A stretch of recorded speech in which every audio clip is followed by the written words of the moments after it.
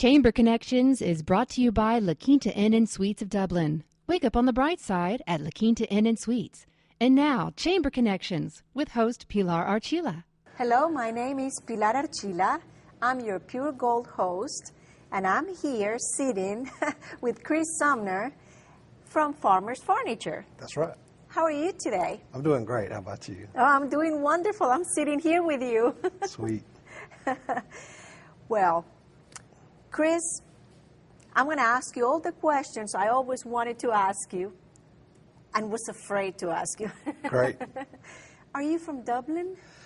I was born in Atlanta, but I have lived my whole life in Dublin. My daddy was in the military up in Marietta, and so I started school here in the first grade at Saxon back a long time ago, back in the 70s. Some of y'all may remember when the Saxon caught on fire. I was actually a student during that time when they shut the school down I think it was about a week.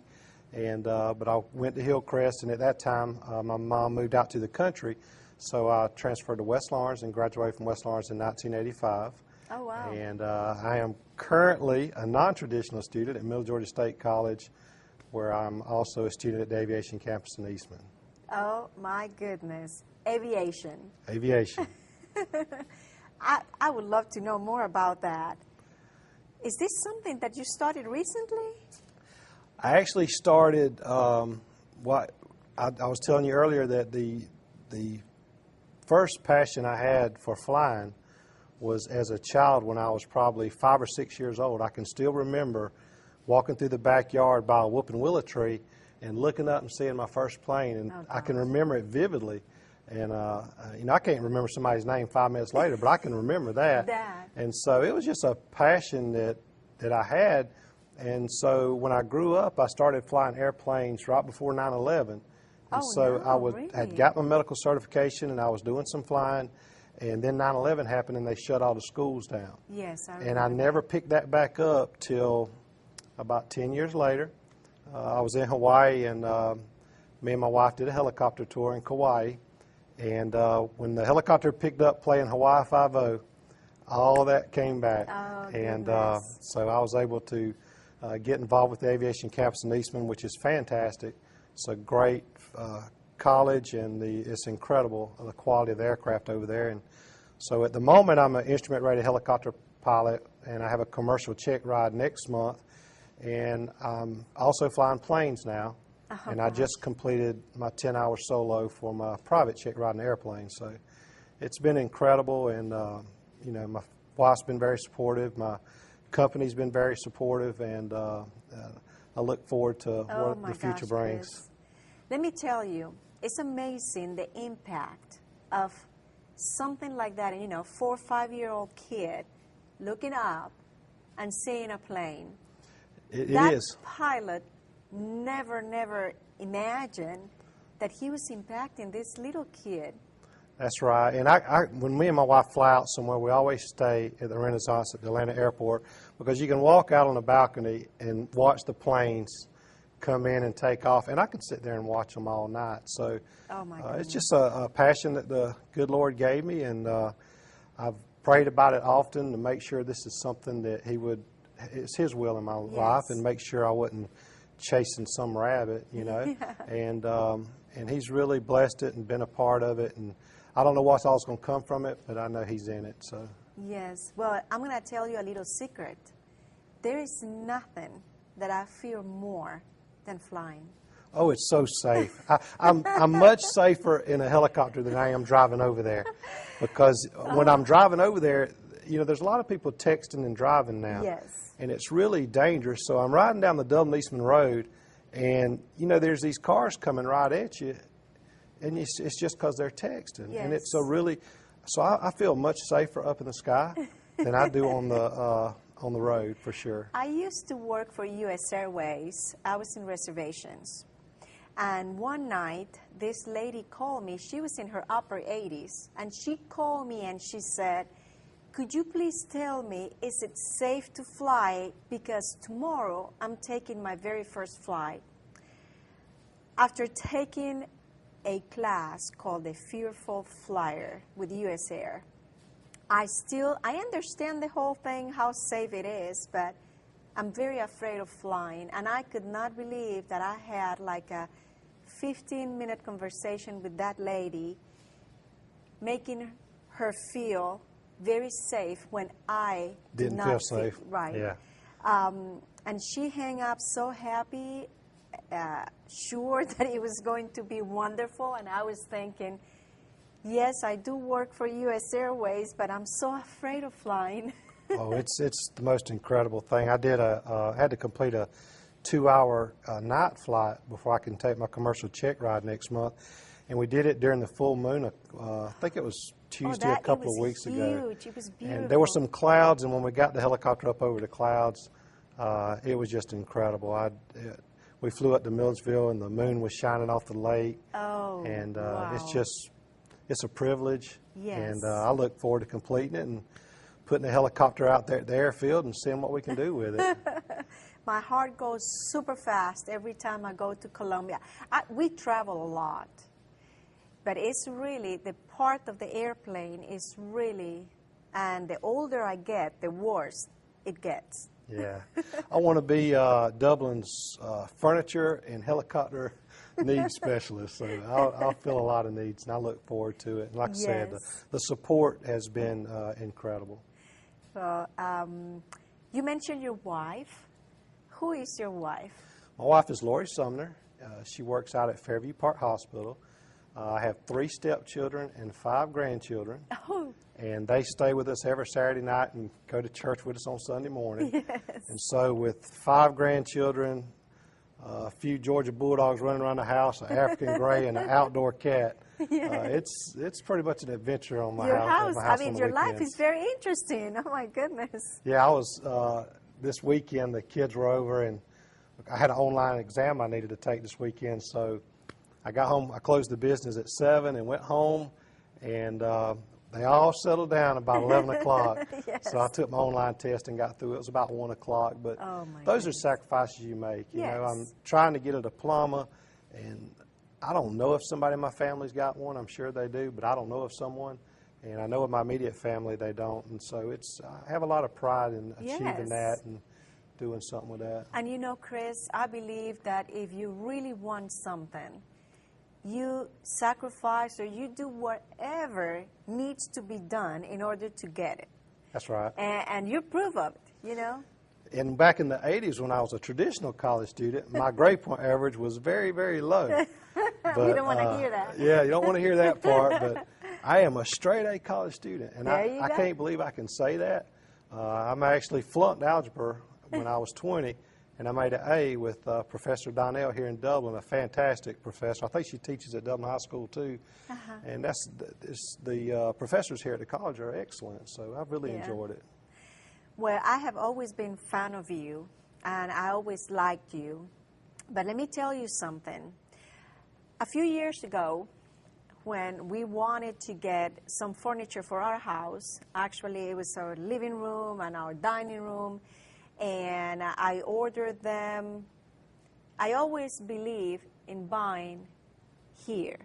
Yes, you know, like we need to support our business here. Absolutely. So I ordered, but it was Farmers Furniture, and the service that Farmers gave us, it was out of this world. I have bragged about that, and you, as you know, being there, you make sure that things were done right, and I was very impressed.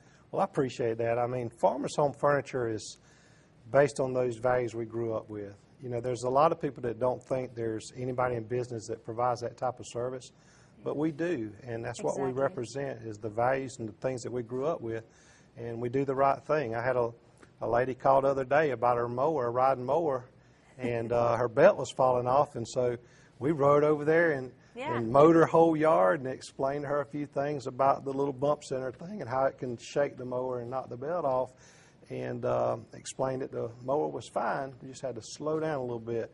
And, you know, no other business is going to take time to go over there and explain how a product should be used. But we care about our customers. They're like family to us, and that's what makes Farmers so special. I noticed that, and I was very happy. I felt like you do care, and you did, and not only you, the whole group that works with you, because it takes a team to actually be good at it. I'm very fortunate. I have about 17 of the finest people you could ever have, and it's really a blessing. And you know, it's one thing we have to understand is that whatever business we're in, the business does not pay us.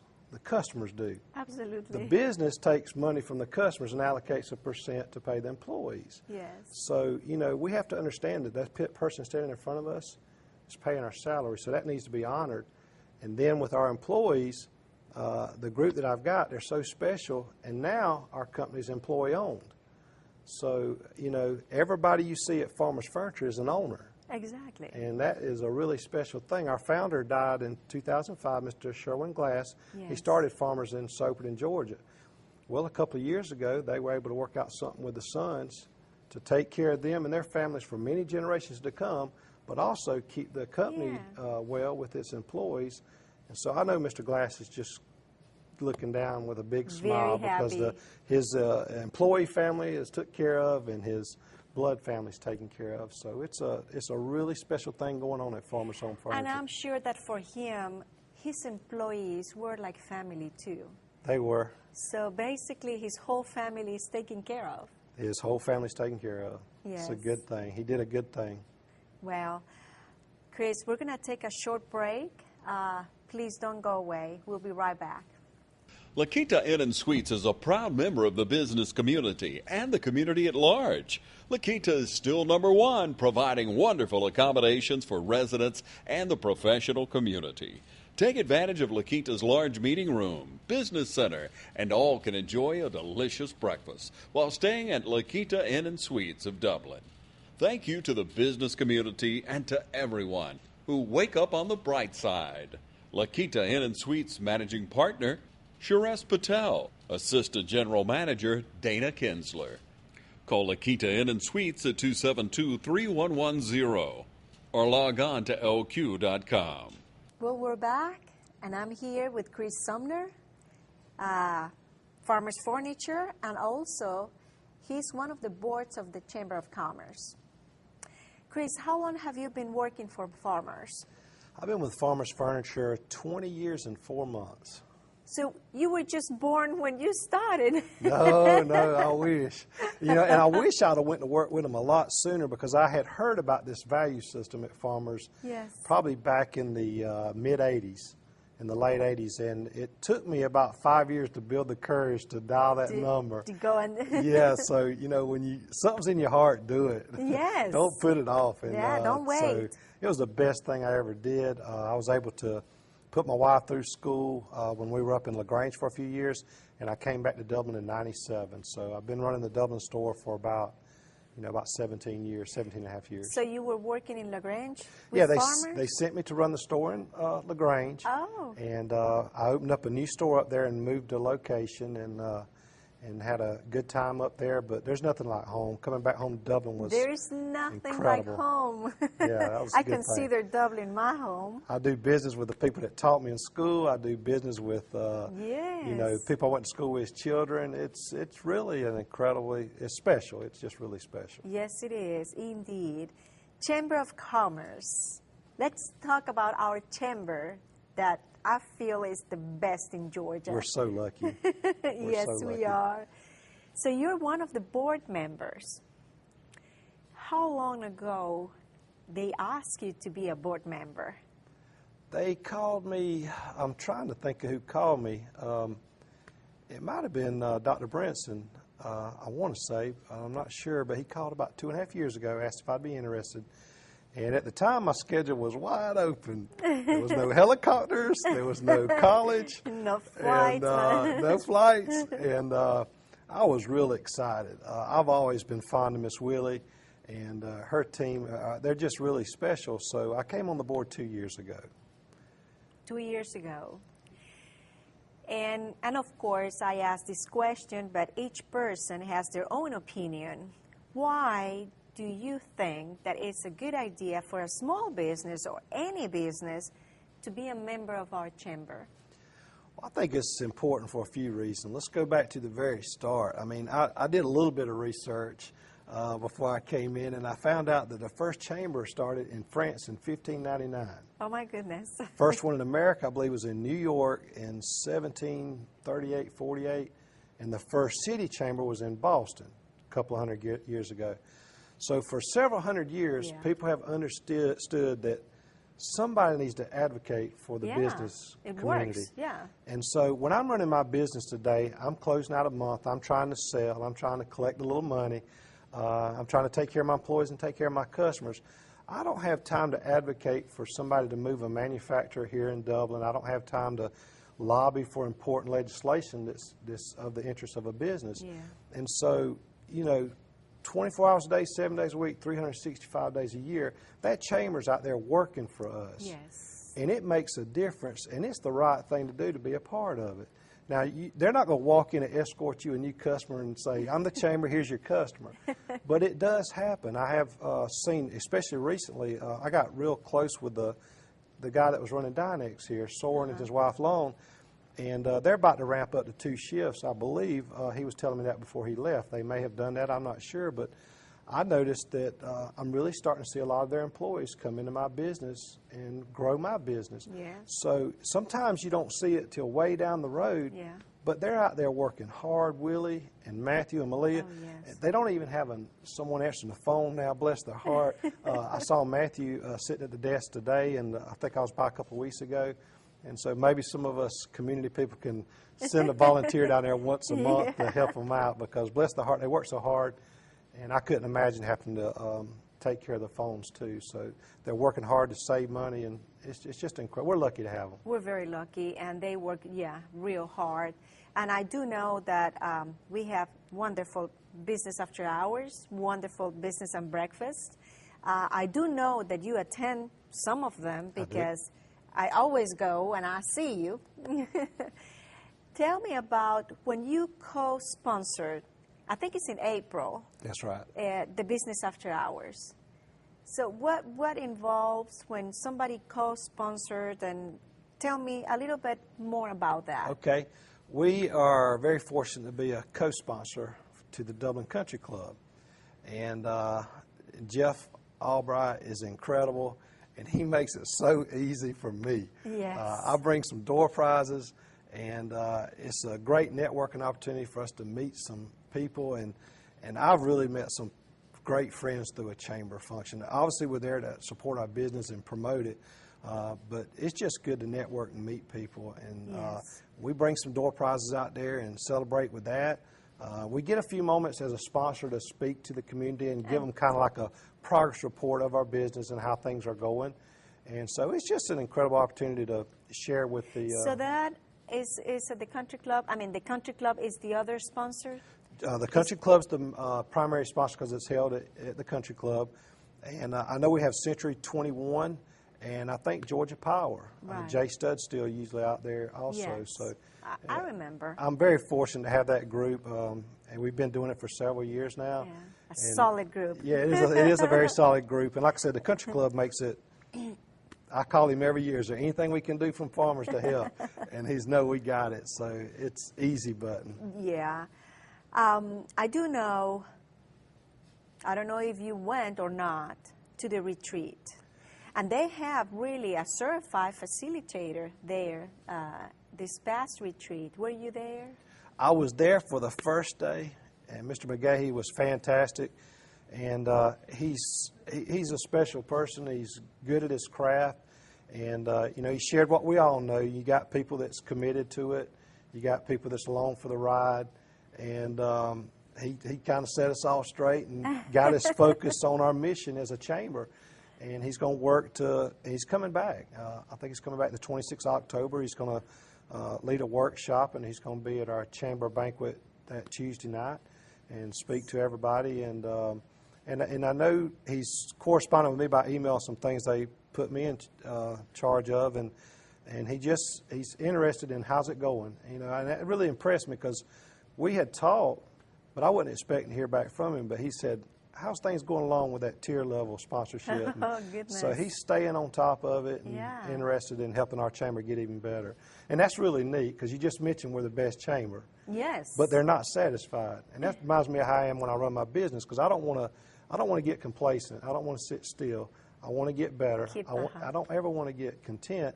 And that's one reason I'm doing what I'm doing with my education. And my wife said, I wish I could play a piano. And I said, go buy one, learn. Go, do it, so yeah. she's taking piano lessons right now when I left Yes. a while ago. So, yeah, That's I always a great grow way and to, push. you know, Yeah. a good attitude. And that's the way Willie leads. She wants us to get better and keep pushing. And so Absolutely. that'll make everything better for all of us. Yes, and that's good for the community. Now, I do know that you focus in the community. That's really important. It is important, and it's my home. Yes. You know, so it's really easy, and I definitely think Dublin's a special place. We're all lucky to live here, but like anything, we have issues that we have to work on. And community is one of the issues that you believe we need to work on. I mean, we always need to work on our community if we want to live. The way I think is, if we want to live in a real nice, beautiful, safe place, we need to help with those issues. That's right, and I really believe that's a lot of our concern in the community, a lot of your viewers. I know Miss Willie's really focused on education and, you know, equipping our citizens to work for these factories that are open up in here, because if they're going to open a facility here, they need the people that have the abilities to run it. Yeah. And so if we fix the education and we help them as much as we can, we might prevent what I believe is the number one issue, which is crime. Right. But if we can start when they're young and work with them and, you know, invest on the front end, we will save a whole lot of money on the back end. We will avoid that, And yeah. me and my wife, we walk our bulldogs every night through our neighborhood. And last night we left, and a car pulled up and said, y'all get to walk alone tonight. I said, no, it won't be long. And by the time we got around the block, we had about 12 kids. And, you know, and anytime I get those kids, how you doing in school? You making straight A's? Bring me your report card with straight A's, and I've got something for you. Yes. And that's, if we all do that and show that love and show that affection, you know, it'll give us a different result. Exactly, and show them that the path is through education, not doing crazy stuff. I remember since my children were born, in our home, we always talk about education and what school are you going to go to, what college are you going to go to. I mean, it was like they didn't have any other choice. You were very, very blessed, because a lot of those kids are not getting that. I know. And we need it's to really help sad. them. And we Yes. need to have a compassion about it. And I was asking Willie today, we was actually talking about the board with the Boys and Girls Club. And we was talking about the Boys and Girls Club in Dudley. And my question to her was, how do we not have a facility like that in Dublin? You know, and so we got to talking about it and talking about how important it is to invest in those kids. And if there's a money problem, if that's the issue, we need to come together, because I can assure you that if you think it's a money problem doing the club, imagine the money problem you're going to have on the back end if we don't invest in these If kids. we don't, yes. With the prison system, with the law enforcement, investigations, and crime, how much is that costing us? And I kind of used a little analogy in my mind. I was like, it'd be like not paying a $100 electric bill, you know, because you ain't got the money. But then a week later, when they turn it off, you pay $200 to have it reconnected and pay the late charges. Yeah. So, you know, we can pay the $100 now. Yeah, we avoid spending and avoid more the $200 money later. And so, yeah, I think it's really important, and I think a lot of people's up for the task to help make a difference, because it's a situation that's getting worse. It's not getting better. Absolutely. But the seed's going to be love. It's going to be affection for these kids. That is the main focus. Because they're not getting what you were so blessed to have as a Yeah. child. That's incredible that you had that in your home. Yeah. That's cool. Well, let's go and have another break. Just hold that thought. We'll be right back. Well, here we are again. I'm here with Chris Sumner. And with him, time flies. Thank you. When you're having fun, time flies. We were talking about children and how we need to focus more in the youth in order to have a better community. That's right. I spend a lot of hours in court, and out of those hours, a lot in juvenile court, and as an interpreter. And of course, my cases a lot of times focus on Hispanics, but I think it's all over the world, not just ones, but I believe if we focus on the youth and if we can help them, we can fix a lot of problems. We can fix a lot of problems, and I certainly don't want to sit here and act like I've got the answers, but I do believe that somebody watching this show does. And I think hearing you talk a while ago about the discussions in your home about education and how that was instilled in you as a young child, how beautiful that is. The only problem is that that beauty only happens in a few homes. Right. And so when I see a kid that looks out of line, or maybe his pants are down to his knees and he looks like he doesn't care, or he walking through the mall cussing, I don't automatically dislike that person. I actually feel sorry for them because I spend a lot of time in those homes, and I see how some of them grow up, what they see, what they hear, and what they feel. And so it's almost like they don't even have a chance. Yes. So somebody told me today that Denzel Washington, if it wasn't for his boy, well, it was Miss Willie when we was talking about the Boys and Girls Club in Dudley, and said Denzel Washington credited the Boys and Girls Club in his community for keeping him off the streets, because that's where he would be. You see? Now, could you imagine not being able to go see a movie with Denzel Washington in it? I know. So we need to come together and make it happen. And like I said, I'm sure there's somebody watching saying, well, we don't have the money. Everybody wants to throw money at a problem, but it's just going to be way more expensive if we wait till the back end. But you know, Chris, yes, we need the money, but a lot of times we need volunteers. I mean, even one afternoon, even one word, one kind word to a kid, means more than if, you can just solve problems just with money. That's right. Relationships is what you're talking about. And we've even discussed that in our board meetings before, having a kind of like adopt a child or something through the school system. And I think that would be fantastic. Right. And just invest in that person all the way through. And so, there's some answers, and the relationship is a big part of it. Different ways we can give support. Absolutely. And I'm all in for it. And I believe a lot of the community here, it's a super community. Oh, yes. And but we need to push back and help our law enforcement. They're doing a great job, Wayne Kane and our sheriff. But this is going to take the whole community. Yes. We can't call 911 and expect them to fix everything. Nah. We need to help them solve this. Yes. And I'm all in. I'm there. I think you'd be great. I'm in. Yes. When it comes to children education, I'm in. Good deal. You're happy. I see you. I mean, you look so happy. Your hobby is going to the roof.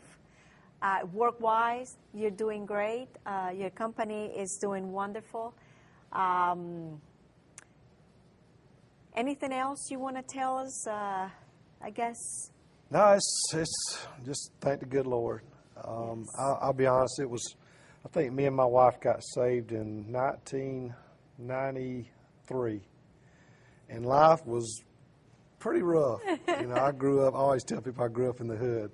I grew up in Ridgewood, and which is a trailer park on North Jefferson, and I just feel so blessed because at that moment when me and her got saved, my life just went this way. That's the way it is. And there's been difficulties. There's been things we've worked through it, but if you hold on to that truth, it'll all work out. Amen. Amen. I enjoy our time today. I did too. And I really appreciate you taking the time to stop by and say hi to us, and for all of us to get to know you a little bit better. Thank you. I enjoyed it. I was pretty nervous coming in, but I enjoyed talking with you. Well, if you want to see a friendly smile, go to Farmer's Furniture. Thank you. And visit Chris. He has all the answers, almost. Yeah, we're going to fix all the problems in the world. We will. Thank you so much, and thank you all of you for watching, and until next time.